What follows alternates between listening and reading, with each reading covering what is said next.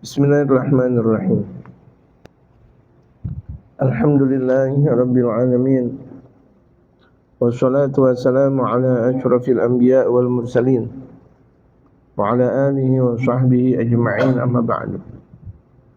Qala al-Hakim, idza dhahabta ila Bukhara la ta'jal fil ikhtilafi ila al-a'immah.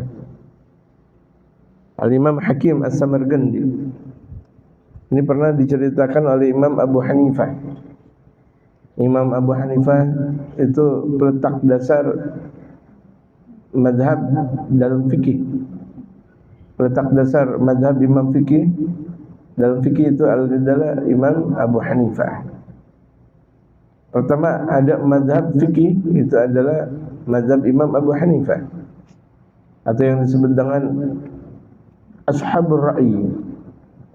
Mereka orang-orang yang banyak menggunakan pemahamannya, pemikirannya. Itu Imam Abu Hanifah. Global kita bicara bahwa beliau tadi dikatakan peletak dasar, disebut peletak dasar. Beliau yang pertama kali membangun mazhab dalam fikih. Mazhab itu apa? Mazhab itu satu kumpulan, satu pemahaman untuk memahami kajian syariatul Islam lebih mendalam dan sesuai dengan aturan-aturan keilmuan yang ada. Kalau mazhab fikih berarti ilmu fikih. Kalau mazhab dalam akidah berarti tentang akidah. Kalau tentang hadis berarti hadis. Nah, kita berbicara tentang fikih, hukum-hukum syariatul Islam. Dan di antara hukum syariatul Islam yang wajib kita pelajari fikih, tauhid dan tasawuf. Fikih, tauhid, tasawuf itu wajib buat setiap muslim. Di mana saja muslim wajib mempelajari fikih, tauhid, tasawuf. Itulah yang pada akhirnya disebut dengan usuluddin, atau disebut dengan pokok-pokok agama. Sebagaimana hadis Jibril yang ketika malaikat Jibril datang kepada Rasulullah bertanya tentang Islam, iman, ihsan. Islam di situ dikatakan oleh ulama berarti fikih. Iman dikatakan ulama itu adalah tauhid. Kemudian ihsan dikatakan oleh ulama adalah tasawuf, dan wajib kita mempelajari ilmu tersebut. Kalau ada seorang muslim tidak mempelajari tiga ilmu tersebut, hukumnya dosa, haram. Dosa enggak mempelajari ilmu tersebut. Nah, kita dalam rangka agar memahami syariatul Islam, kita matang lagi. Pertama kewajiban kita, kemudian kita bisa amalkan insyaallah. Amin. Bermula dari pembelajaran. Bagaimana mungkin orang bisa mengamalkan ilmu tanpa pembelajaran? Belajar dulu. Bagaimana mungkin orang bisa tahu tentang tepung hungkwe, makanan enak atau tidak, kecuali harus belajar dulu. Makanya ada orang biar bagaimana caranya biar makanannya enak, kursus dulu. Kursus bikin makanan. Bagaimana kalau misalnya dia bikin baju dengan bagusnya, berarti kursus jahit-menjahit. Itu bagaimana kita mampu mempelajari bahasa, ada kursus juga, kursus bahasa. Semuanya itu dengan ilmu. Tidak ada yang datang sim salabim abra kada berat, tidak ada, semuanya dengan ilmu. Ini dikatakan Al-Imam Al-Hakim. Al-Imam Al-Hakim As-Samarqandi, idza dhahabta ila Bukhara, jika engkau berangkat ke Bukhara. Bukhara itu nama tempat di mana di situ ada Sayyidina Imam Bukhari. Makanya Imam Bukhari namanya Muhammad bin Abdurrahman. Kemudian Al-Bukhari, orang Bukhari gitu. Kita ngelihat nasi Bukhara doang, enak nasi Bukhara. Yang sebenarnya pada hari ini kita bakal kedatangan tamu dari Bukhara. Ini pas lagi ceritanya tentang Bukhara. Sebenarnya kita bakal kedatangan tamu dari Bukhara. Gitu. Idza dhahabta ila Bukhara, ketika engkau berangkat ke Bukhara, dulu sangat terkenal dalam dunia Islam, Bukhara dan sebagainya, Irak, kemudian juga Syam, udah ketahuan negeri Arab, Yaman emang pusatnya, itu kan, Hijaz, Makkah, Madinah dan sebagainya, emang itu adalah biladul Islam, itu adalah negara Islam. Jadi berputar itu semuanya, cerita tentang mereka para ulama, bagaimana pengembaraan mereka dalam mencari ilmu, perjalanan mereka dalam mencari ilmu. Jika engkau berangkat ke Bukhara, la ta'jal fil ikhtilafi ilal aimah. Jangan berburu-buru untuk berbeda pendapat dalam mengambil guru. Al-imah di sini guru. Artinya teliti dulu. Saking banyaknya tuh guru, teliti dulu. Kita mau ngaji, teliti dulu. Jangan sembarangan kita ngaji. Jangan sembarang kita ngaji. Kalau kita mau ngaji ini kita lihat nih gurunya benar gak? Dia berilmu. Kalau guru nggak berilmu, apa yang kita mau ambil? Ya kan? Guru nggak punya ilmu, apa yang kita ambil? Dan kita tahu nih guru ada sanadnya nggak ke Rasulullah. Artinya sambungan ilmu tersebut ada nggak sambungannya ke Rasulullah? Kemudian dia ngamalin ilmu nggak? Kita akan tahu. Ada guru yang sebenarnya guru, ada guru yang cuma sekedar namanya saja. Kalau cuma sekedar guru yang namanya saja, ya faktornya faktor keuangan. Dapat duit dia terus, nggak dapat duit dia tidak terus. Dipuji dia datang, nggak dipuji nggak mau dia datang. Kalau cuma sekedar guru. Tapi kalau guru yang benar nggak ada masalah. Karena guru yang benar itu adalah khalifahnya Rasulullah. Guru yang benar itu khalifahnya Rasulullah. Sebagaimana Allah berfirman dalam Al-Quran, inni ja'ilun fil ardi khalifah. Sesungguhnya aku jadikan di muka bumi ini adalah khalifah. Khalifah pemimpin. Yang jadi pemimpin adalah manusia yang beriman kepada Allah. Yaitu alim, mereka para ulama-ulama saleh. Jadi yang sebenarnya khalifah di muka bumi mereka para ulama. Yang sebenar-benarnya khalifah itu mereka para ulama, gitu. Harusnya kita bersyukur kepada mereka para ulama. Jangan benci, jangan gedek. Jangan benci, jangan gedek. Benci bahasa Indonesianya, gedek dalam bahasa Betawinya. Jangan digedekin mereka, jangan dibenciin mereka, sayang. Karena mereka kesayangannya Rasulullah Muhammad. Mereka para ulama itu adalah kesayangannya Rasulullah. Yang cinta kepada kesayangan Rasulullah berarti cinta kepada Rasulullah. Amin. Mudah-mudahan kita digolongkan kepada mereka para ulama. Terkadang orang di dunianya bukan ulama, nanti di akhirat dikumpulkan dengan ulama. Digolongkan. Kenapa? Karena mereka cinta kepada ulama.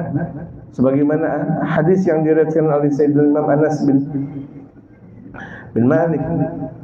Sayyidina Anas berkata, Rasulullah bersabda, al-mar'u ma'aman ahab. Seseorang itu tergantung kepada yang dia cintai.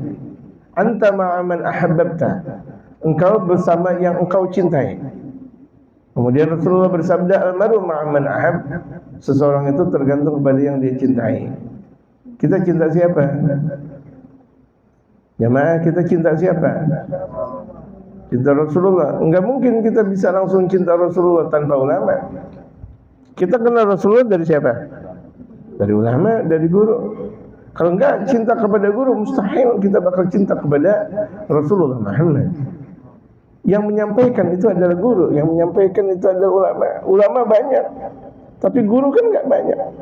Guru kita lah yang menyampaikan diri kita kepada Rasulullah Muhammad sallallahu alaihi wasallam. Dikatakan oleh Imam Ali Habsyi, itu andaikan aku mau bertasyakuran, andaikan tuh mata aku mau jatuhkan untuk bersyukur kepada Rasulullah, akan aku jatuhkan bola mataku, berjalanlah bola mataku dari tempatku berada menuju Al-Madinatul Munawwarah. Siapa yang bisa menjatuhkan bola mata kemudian bisa berjalan? Kan tidak ada.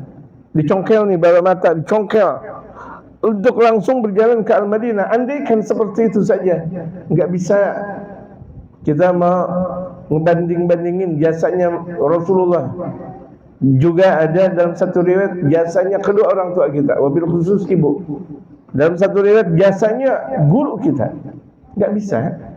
Mau kita kasih duit nih guru misalnya 1 miliar, nggak ada bandingannya dengan satu huruf hijaiyah yang kita dapat. Huruf hijaiyah yang kita dapat alif, misal alif fathah, lempeng, mbak bengkok, misalnya. Kita tahu itu lebih istimewa daripada tuh misalnya ada murid ngasih 1 miliar, ini baru 1 juta doang, tuh guru saya udah kasih 1 juta, nggak ada pantas-pantasnya ngomong kayak gitu. Andaikan tuh murid ngasih kepada sang guru seluruhnya aja, seluruh dunia, nggak ada balasannya dibanding guru ngajarin kita untuk dekat kepada Rasulullah Muhammad. Jadi kita mau balas budi Rasulullah nggak bisa. Kita mau balas budi kepada bapak dan ibu kita nggak bisa. Walaupun tuh anaknya menjadi orang besar, orang tuanya cuma sekedar biasa saja, sombong dia, nggak bisa. Tetap orang tuanya itu adalah keramat besar dalam kehidupan sang anak. Ya, murid, masya Allah luar biasa menjadi pembesar. Tetap itu adalah hasil karya dari sang guru. Jadi kalau misalnya engkau ke Bukhara ke sana, jangan buru-buru untuk menyalahi para ulama-ulama yang ada. Jangan dulu, atau jangan buru-buru nyari guru. Umkus syahrain. Tinggal engkau sekira 2 bulan hatta tata'amma wa takhtaru ustadzan. Engkau 2 bulan dulu di situ lihat mana nih guru yang pantas untuk dijadikan guru. Hatta tata'amma, sebelum engkau merenung, wa takhtaru, dan engkau memilih ustadzan, seorang guru. Pilih guru yang benar. Ini guru, insyaallah, astagfirullah. Habis dia ngaji, setelah dia ngaji pakai celana pendek. Jangan itu jadikan guru. Astagfirullah. Habis dia ngajar ngaji, kemudian dia pakai baju you can see, main poli, astagfirullah. Atau main bola, astagfirullah. Atau apa namanya, bola pingpong, atau pingpong bola, atau apa namanya. Ya Allah, jangan pendek. Mau bola nggak ada masalah, tapi jaga aurat. Seorang ustaz main bola nggak ada masalah, yang penting jaga auratnya. Ini auratnya terbuka, pantas nggak dia habis ngajar, kemudian auratnya terbuka ke sana ke sini, astagfirullah. Kita jadiin tuh dia guru.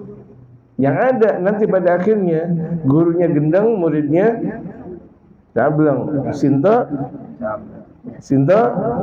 gendang. Tahu aja. Sinta gendang katanya, masya Allah.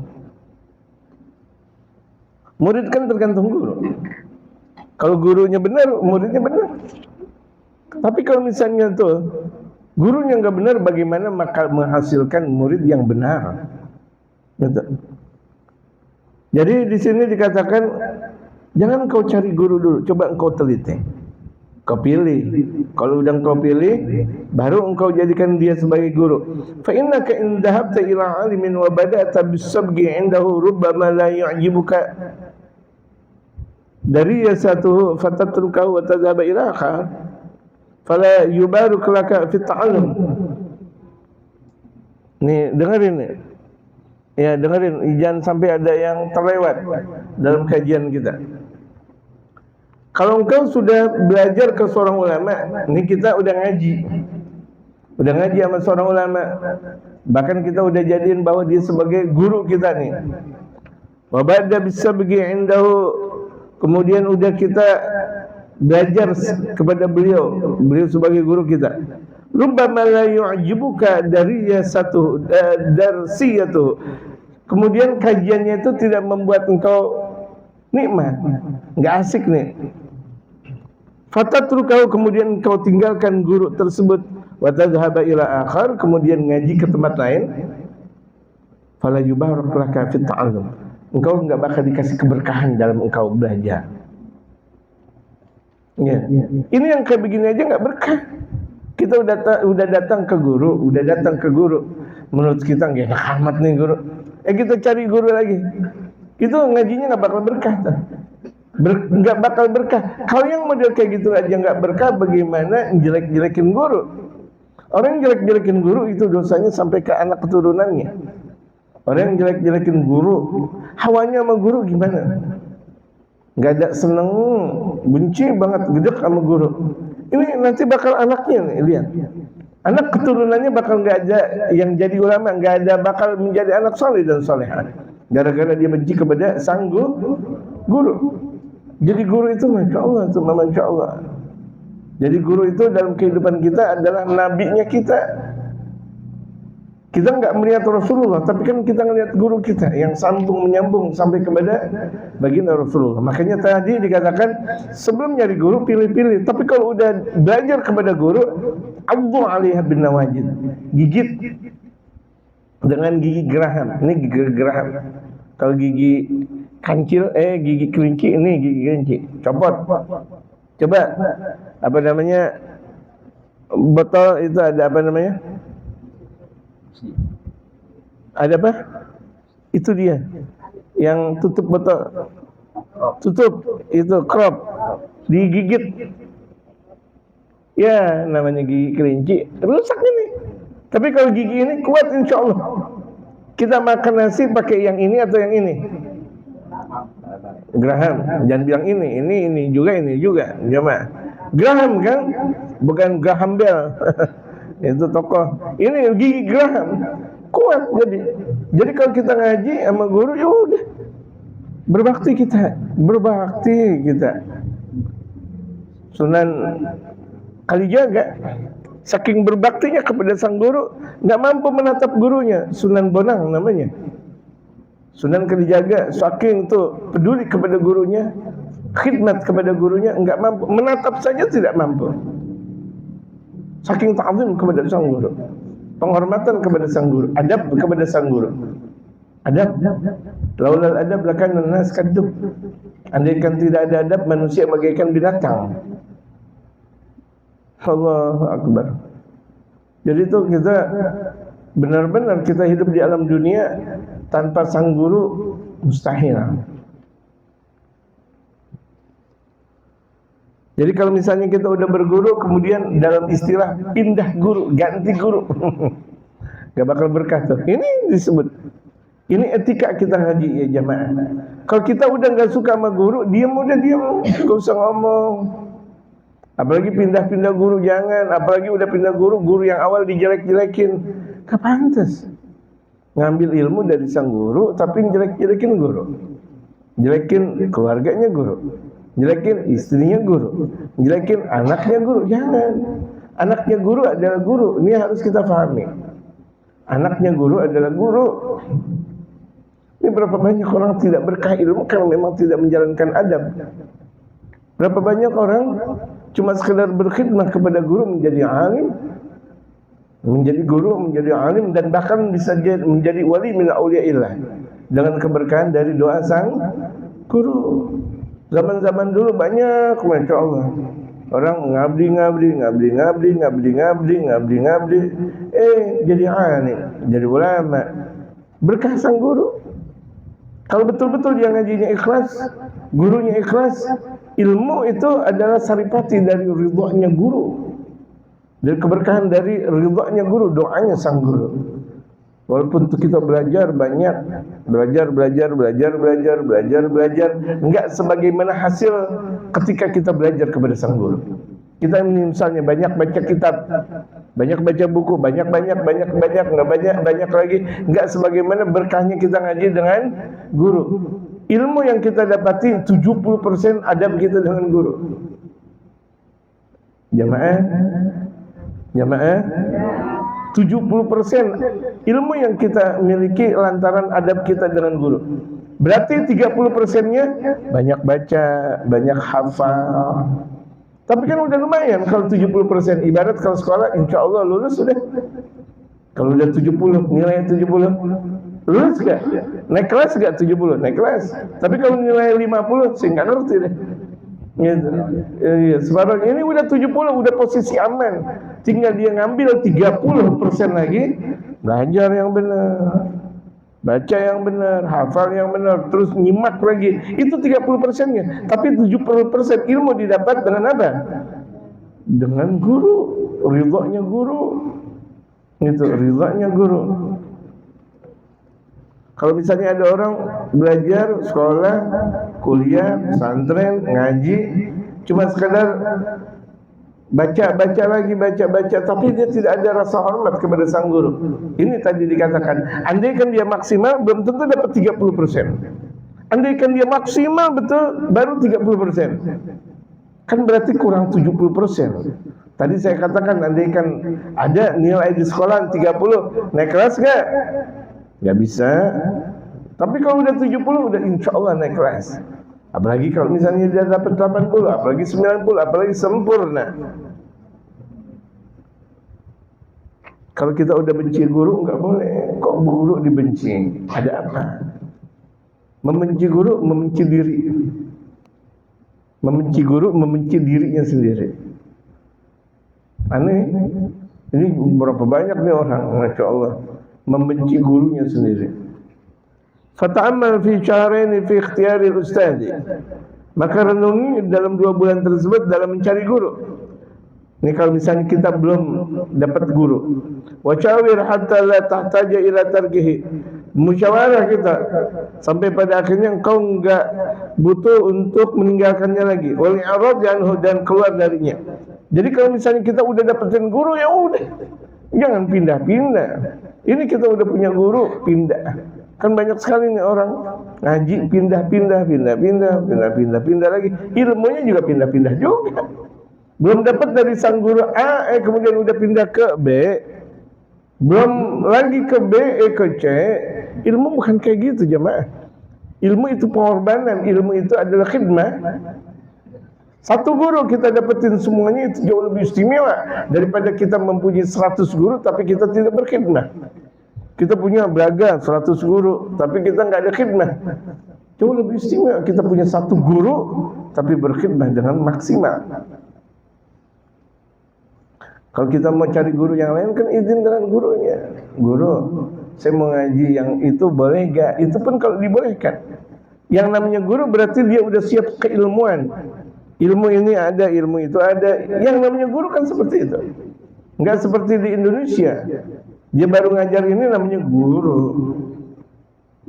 Ya, tidak. Yang namanya guru itu dia memahami syariat Islam secara menyeluruh.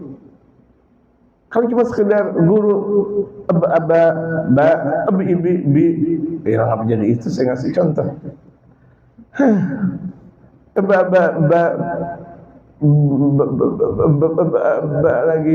Lagi lamdomalu babalu misalnya. Misal kayak begitu. Fatah itu Betawi tempo dulu. Sampai tempo dulu lagi fatah fatah lagi lamdomalu babalu lagi gitu misalnya. Itu kan dalam itu Masya Allah. Ini baru ngajarin kayak gitu kemudian disebut guru. Entar dulu masih kepagian. Orang ngajar ini dan itu kemudian disebut guru. Enggak, guru itu guru yang betul memahami syariatul Islam. Ini terkadang Masya Allah gampang dan murah kita untuk mengatakan fulan adalah ustaz. Padahal nggak tahu apa-apa, ustaz. Ini kita yang manggil salah, dia kedemenan juga dipanggil ustaz juga salah. Kenapa kita panggil yang orang bukan ustaz kemudian kita panggil ustaz? Panggil aja bapak atau abang atau om, encing dalam bahasa Betawi, paman dalam bahasa Indonesia, ya kan? Untuk uncle dalam bahasa itu dan ini, tidak ada masalah. Tapi kalau misalnya untuk mengatakan sang ustaz, itu harga yang sangat besar. Harga yang sangat besar gitu.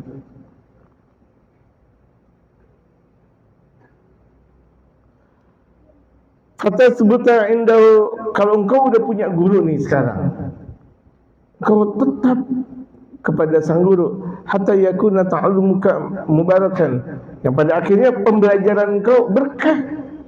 Kita belajar sama sang guru, udah belajar, ambil ilmu lagi.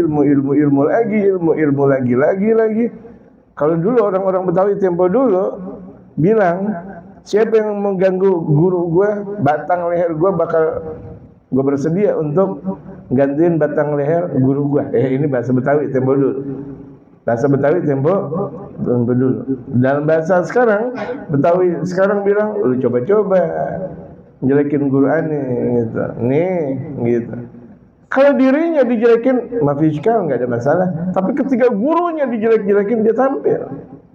Nah itulah seorang murid yang seharusnya. Seorang muslim adalah sejati di mana ketika Islam dijelekin dia marah. Tapi kalau dia dijelekin nggak ada masalah. Dia difitnah nggak ada masalah. Tapi kalau Islam dijelekin marah dia.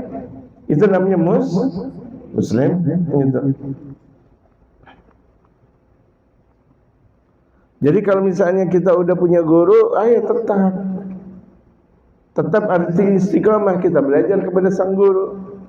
Pada akhirnya pembelajaran kita belajar, kita berkah.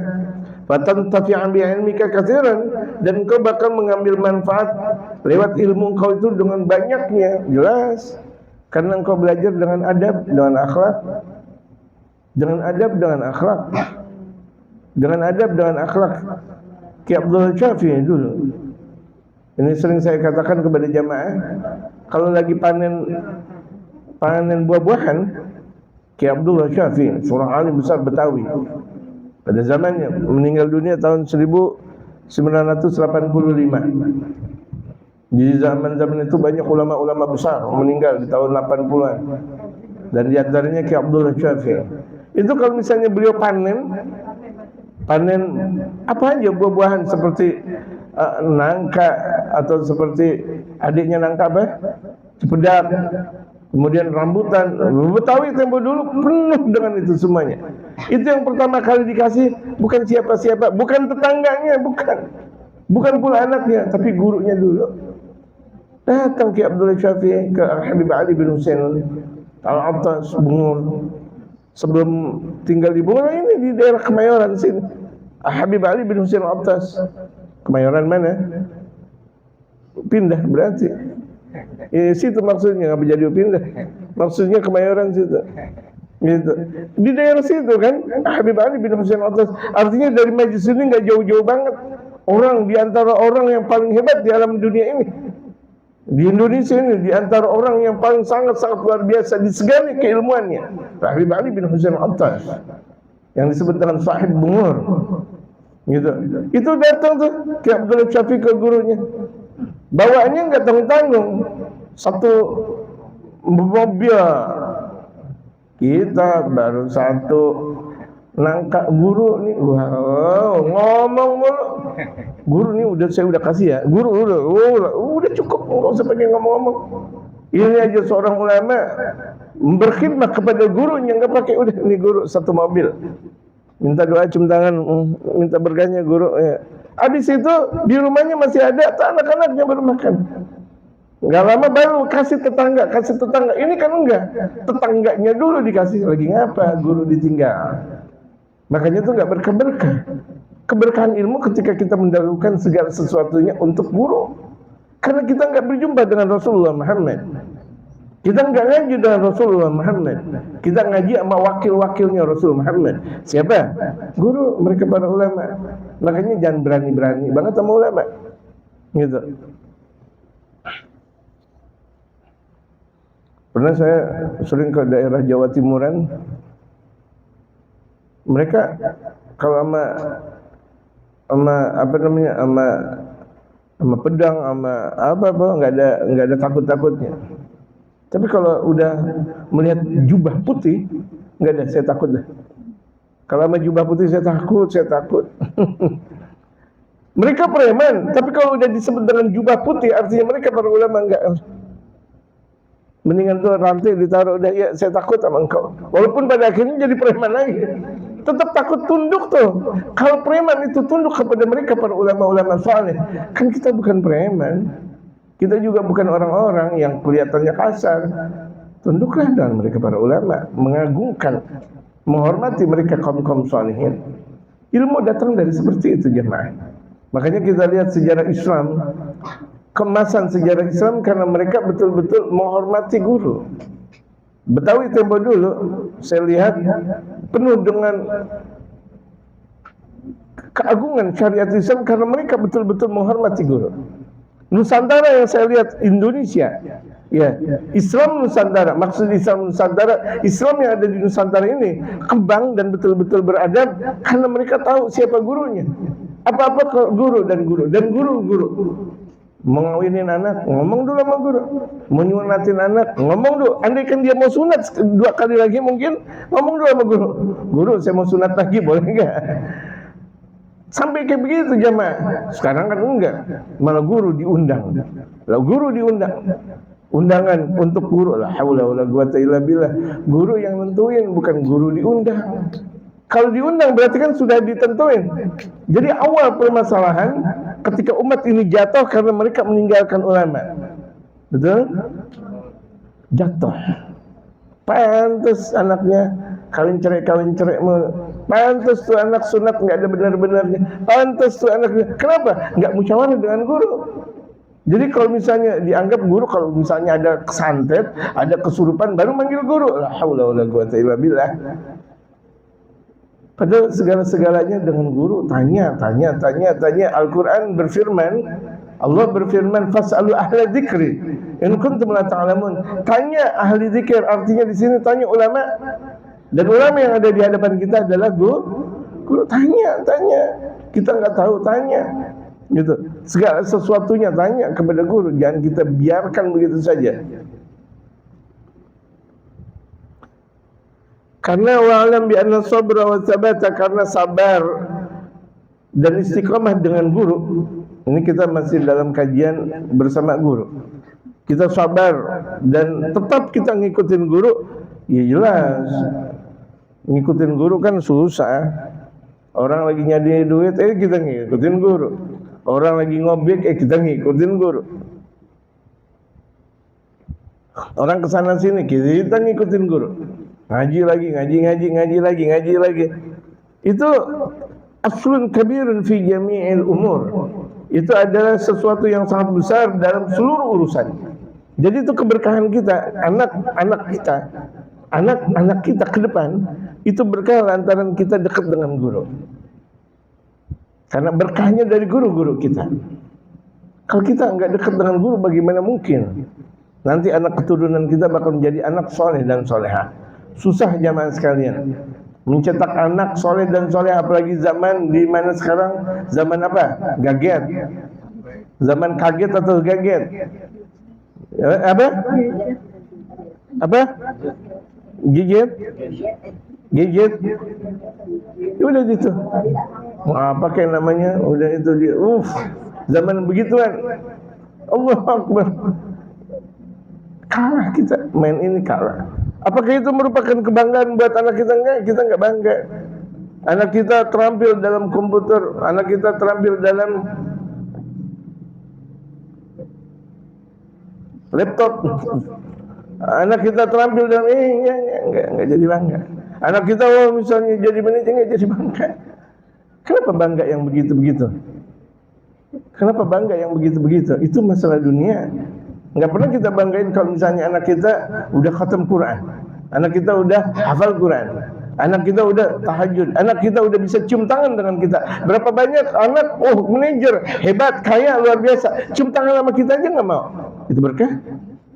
Sama orang tua nggak mau dicium tangan. Good morning. Good afternoon. Assalamualaikum. Itu bapak ente. Itu mah ente. Kalau mau makan bareng, jangan makan sendiri-sendiri. Itu kan didikan.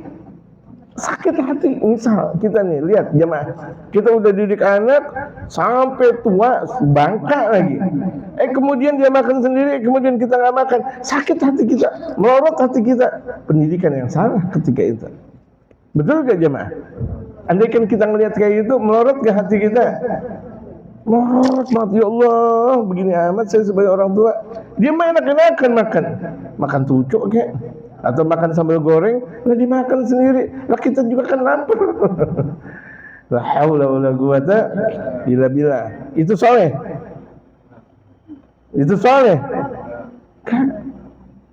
Kalau dia aja nggak soleh, bagaimana nanti bakal mempunyai anaknya lagi? Nggak bakal bisa. Mau dipaksa nggak bakal bisa. Soleh dan soleha itu penuh dengan proses. Ini kita diajarin nih jamaah sekalian. Enak betul kan kita diajarkan oleh mereka para ulama, tinggal kita ngikutin doang. Ikut jalur ulama selamat. Jauh dari jalur ulama sesat.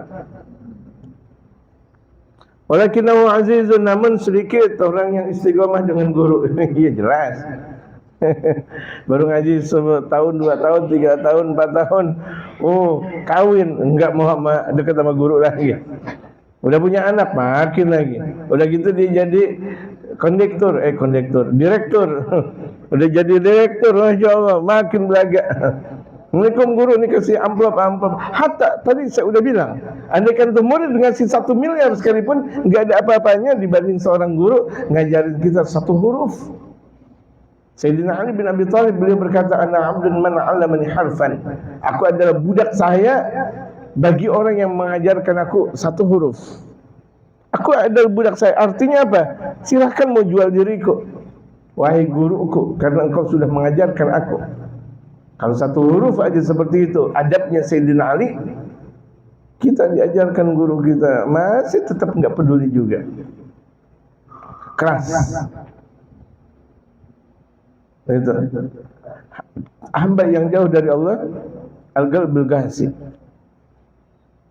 hatinya keras. Kalau udah keras, ya udah siap. Kesehariannya menjalankan ini nggak berkah. Anaknya susah banget diatur. Betul?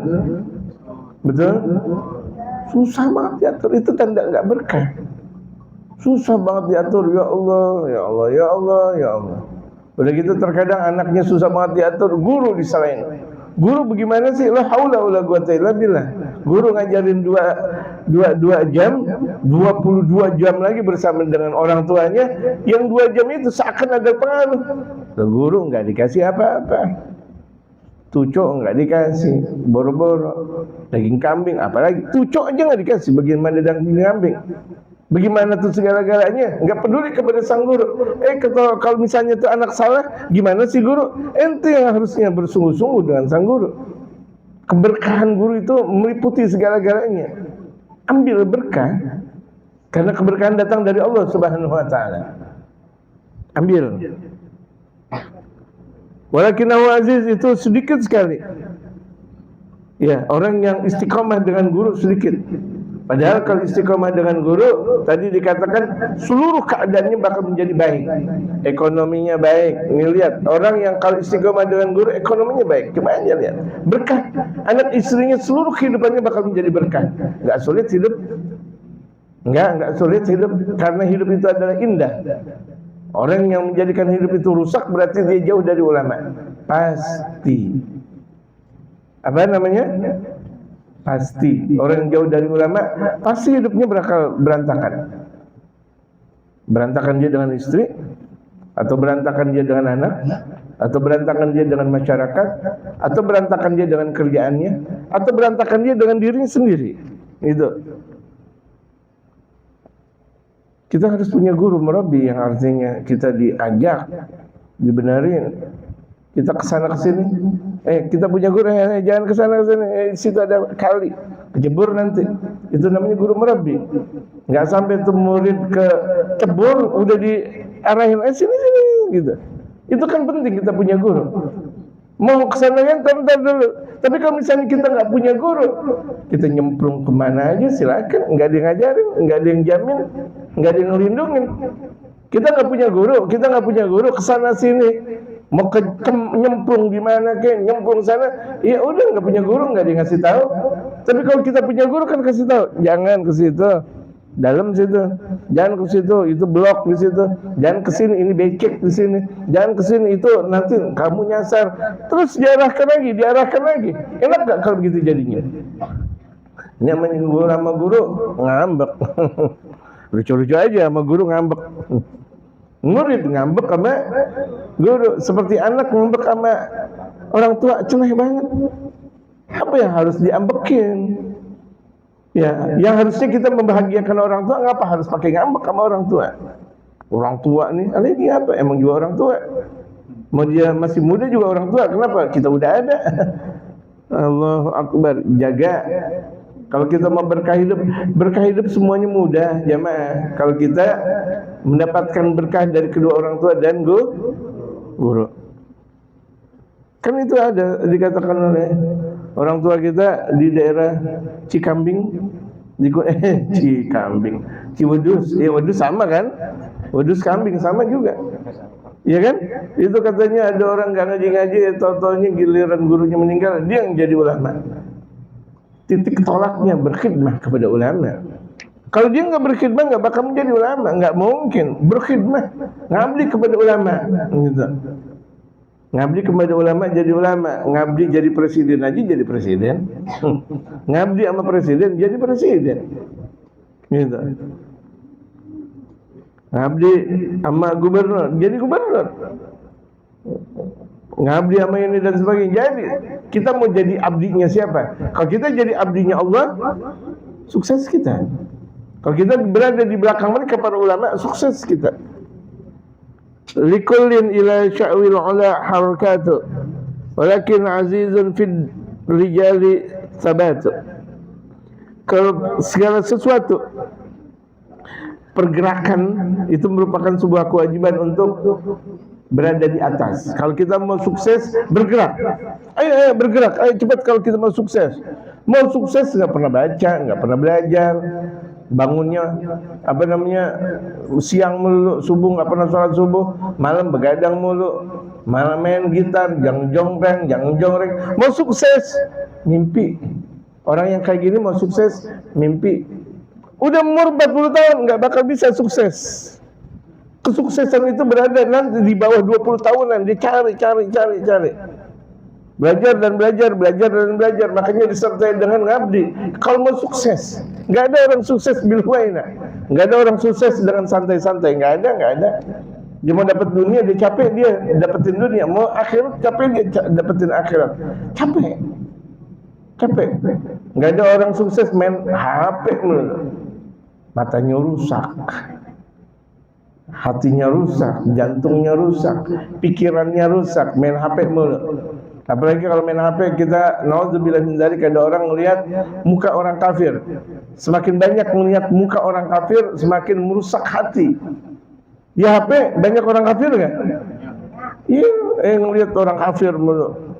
Kafir lagi, kafir. Ngelihat, semakin banyak melihat orang kafir, semakin merusak hati. Ya Allah.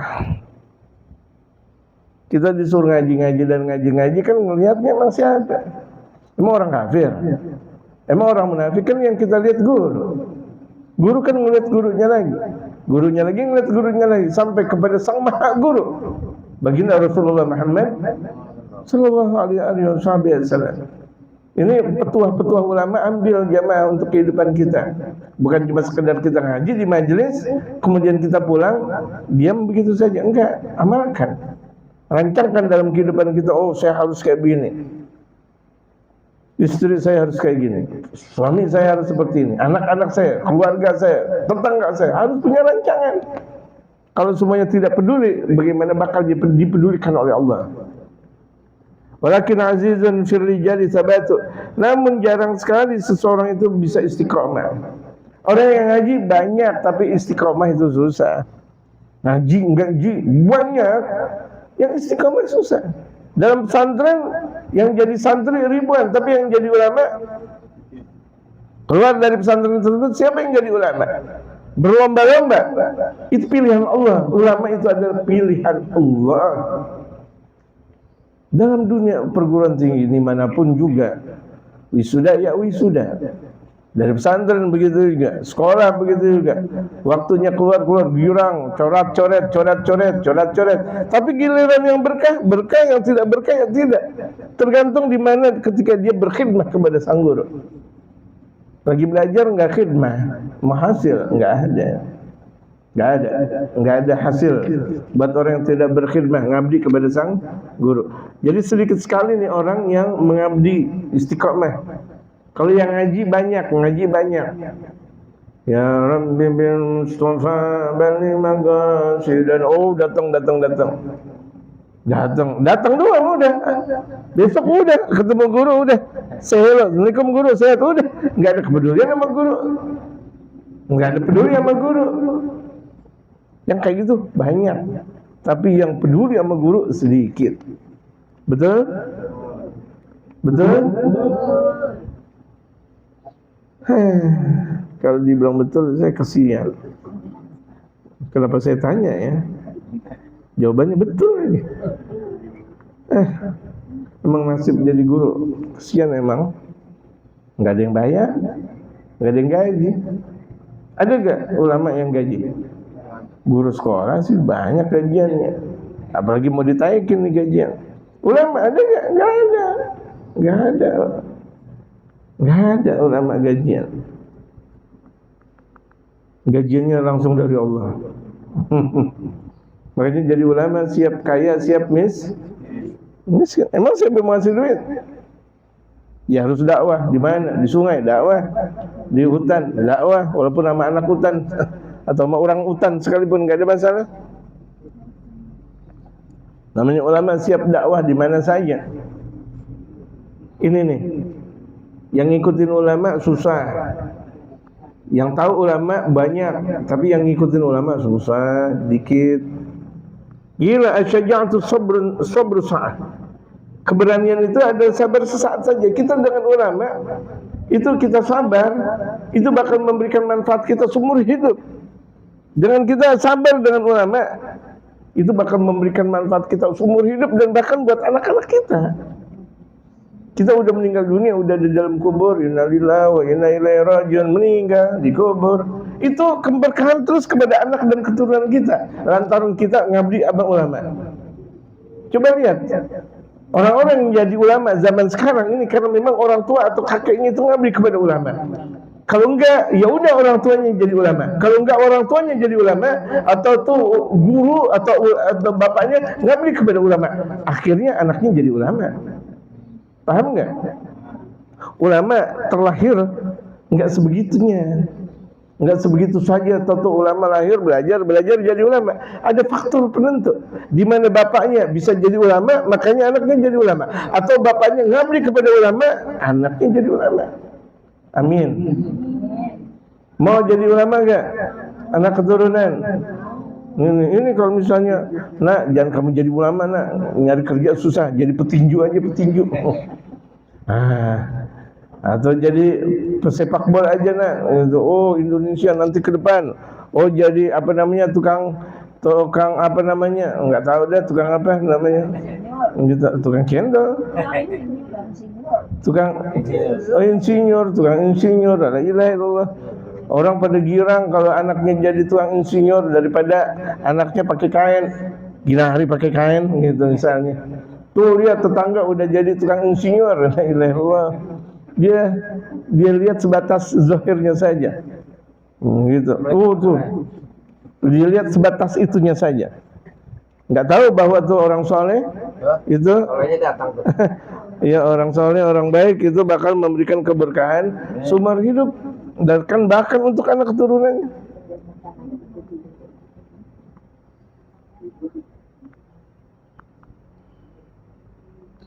Fayambaghi li talibil ilmi an yathbuta wa yasbira ala ustadzin. Seyogianya buat penuntut ilmu, ini kita yang ngaji, tetap sabar kepada sang guru. Ini kita nggak ada sabar-sabarnya sama guru. Bagaimana mau khidmat, mau gimana kita mau mengabdi kepada guru. Sama guru aja jelas, sama guru cemburu. Sama guru la ilaha illallah. Tuh guru dapat duit mulu, kan cemburu namanya. Astagfirullahaladzim. Aneh kalau ada seorang murid bisa perkataan seperti itu. Enak banget tuh guru dapat berkat mulu. Harusnya kalau perlu nih pahala kita buat guru. Guru dapat berkat, ceneh banget. Ini guru berkatnya enggak, masya Allah. Datang sebentar, berkatnya banyak. Kenapa seperti itu? Yang seharusnya tadi saya katakan, kalau perlu seluruh kepemilikan kita buat guru, ngapa jadi begini ceritanya? Sama guru dengki, sama guru sombong, sama guru tidak beradab. Bagaimana mau anak keturunan bakal menjadi anak soleh dan soleh? Boro-boro bakal menjadi anak ulama. Wa ala kitabin, dan kepada kitab. Jadi kalau misalnya kita penuntut ilmu harus sabar dengan guru dan kitab. Artinya kitab banyak baca, belajar dan belajar. Hatta la yatrukahu abtar, sampai pada akhirnya dia tidak tinggalkan dalam keadaan menyendiri. Kasian banget, guru kemana-mana sendiri, naik mobil nggak ada yang dampingin, naik motor nggak ada yang dampingin, beli ini nggak ada yang dampingin. Seharusnya kita, kalau perlu, kalau zaman dulu tuh andaikan tuh guru mau jalan, kalau perlu pala kita jadi pijakannya, murid-murid semuanya jadi pijakannya. Kan zaman kita biarin guru punya motor, dia jalan aja sendiri. Astagfirullah. Biarin aja tuh guru kalau misalnya mau beli sop kambing, biarin aja sendiri datang. La haula wala quwata illa billah. Guru itu kan tadi dikatakan qudwah kita. Harganya guru lebih istimewa daripada harganya republik. Harganya guru lebih istimewa daripada harganya dunia dan akhirat. Masih tetapkah kita biarkan guru gitu begitu saja? Andaikan dunia ini hancur, nggak ada masalah. Yang penting guru masih hidup tuh, ibaratnya kayak begitu. Bagaimana baginda Rasulullah di hadapan mereka para sahabat? Biarkan dunia hancur, tapi aku masih tetap dengan baginda Rasulullah Muhammad.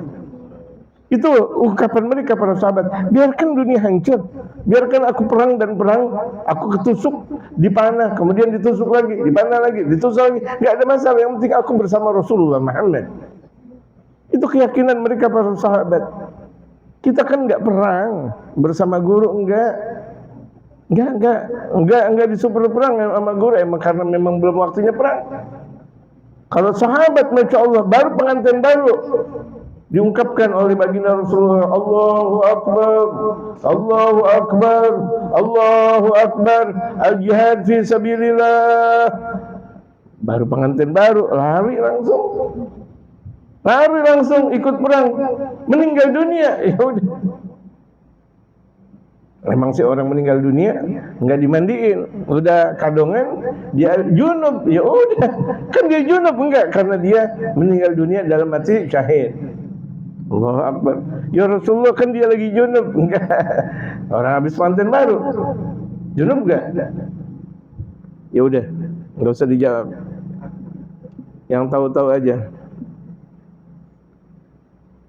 YTTA itu, yang tahu-tahu aja. Yang nggak tahu ya nggak ada masalah. Jadi YTTA, yang tahu-tahu aja. Wa ala fannin hatta la yashtaghila bi fannin akhar qabla an yutqina al-awwal. Kalau kita belajar satu ilmu, kita maksimalkan sebelum kita belajar ilmu yang lain. Ini kita baru ini mau yang itu, mau itu, ya ini dia dimajak. Seperti banyak orang di pesantren pertama dia belum mendapatkan, ya udah pindah pesantren dengan alasan ngambil berkah. Tidak, kuatin dulu yang pertama. Ini kan terkadang enggak. Orang baru pesantren 2 tahun, pindah ke pesantren lagi 2 tahun. Makanya ilmunya setengah-setengah. Mau yang kayak gini yang bakal jadi ulama? Enggak bisa. Kuatin dulu, kuatin dulu.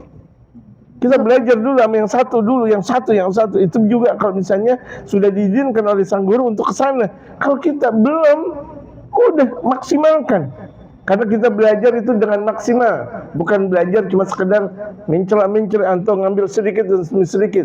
Kalau ngambil sedikit demi sedikit itu tak ubahnya lauk. Kalau kita makan betul, nasinya sedikit, lauknya banyak. Gitu.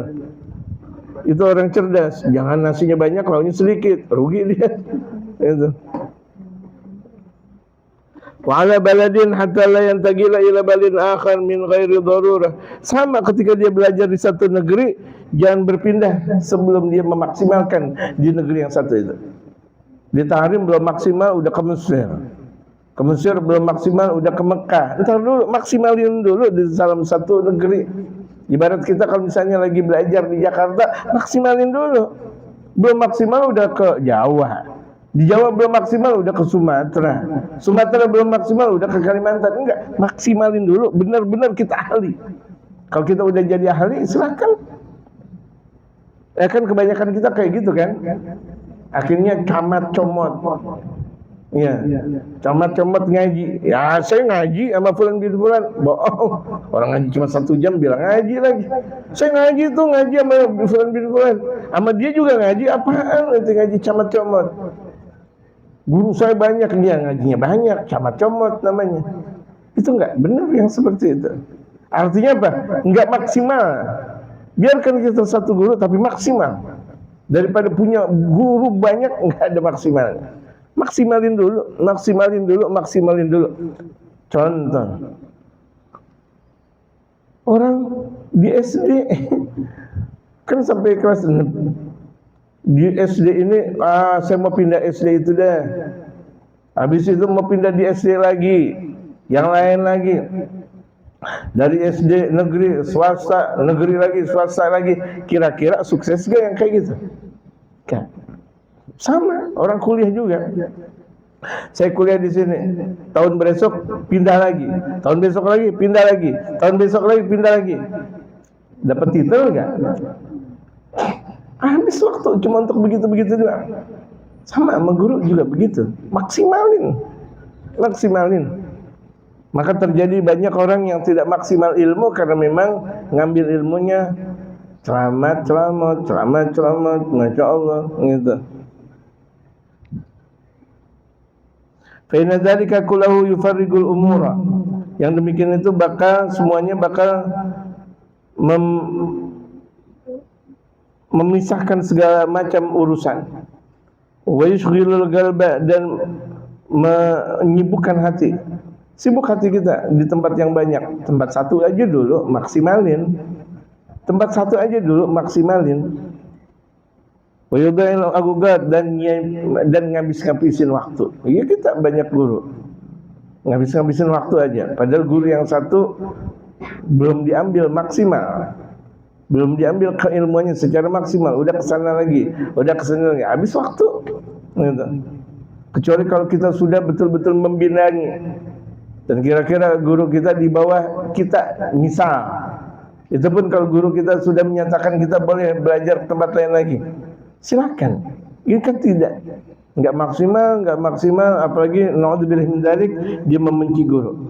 Wa yu'zil mu'allim, dan dia menyakiti guru nih. Orang yang pindah-pindah ngaji nyakitin guru. Di sini belum dapat, dia ngaji tempat lain. Itu nyakitin guru. Makanya kalau kita berada di dalam guru kita, jaga hormat dengan guru kita. Kita berada di guru kita, kemudian kita setel pengajian orang lain. Ini kan nyakitin guru. Jamaah. Kita punya guru A, giliran kita setel pengajian si B. Assalamualaikum, guru B di depan kita, guru A, itu nyakitin. Enggak berkah akhirnya kita ngaji. Kenapa nyakitin guru? Kita ngaji sama fulan bin fulan. Di rumah kita foto orang lain, guru lain. Kan lucu-lucu aja. Kita ngajinya sama fulan bin fulan, di rumah kita foto yang lain. Lucu. Apakah dapat menjadi berkah? Enggak, karena nyakitin guru. Jangan sekali-kali nyakitin guru. Nih, wa yu'dzil mu'allim, dia nyakitin guru. Karena ilmu enggak bakal dapat kalau dia nyakitin guru. Wallahu a'lam. Ada pertanyaan, dipersilahkan.